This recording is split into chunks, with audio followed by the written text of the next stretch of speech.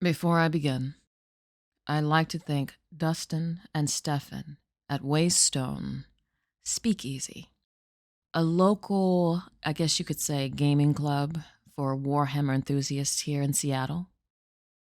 They allowed me to borrow this book.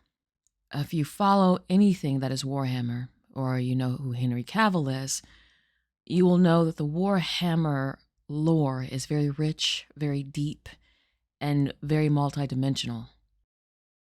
I was blessed with receiving a book that was not about space marines and chaos, or maybe it is. It's a horror book. I'll be reading today a sample of The Oubliette by J.C. Stearns. Let's begin, shall we? Chapter 5.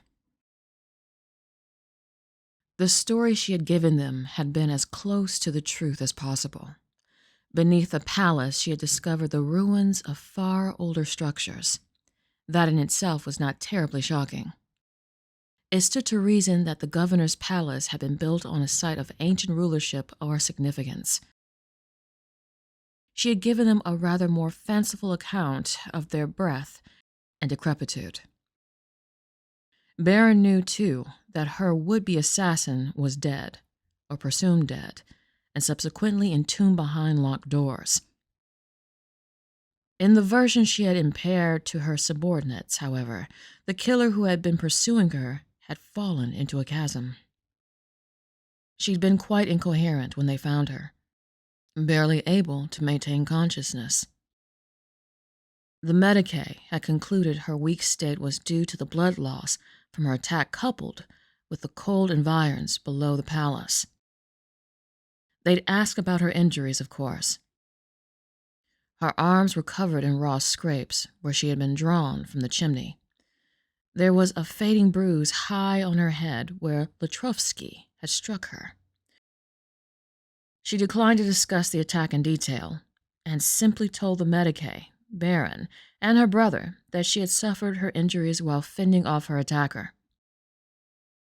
She knew that explaining the specifics of any of the wounds would mean explaining them all, and she hadn't been able to concoct a specific lie about her missing finger. "Any preparations for the ball in place?" she asked, to forestall any further questions about the caverns. He nodded stiffly. "Indeed. Is Her Excellency quite certain I can't convince her to postpone, or at least to limit the size of the guest list?" Ashielle's eyes narrowed, and she fought down the urge to throw something heavy at the group captain. She reminded herself that providing for her security was his job, after all. "Quite certain," she said. "Our staff is reduced, Group Captain.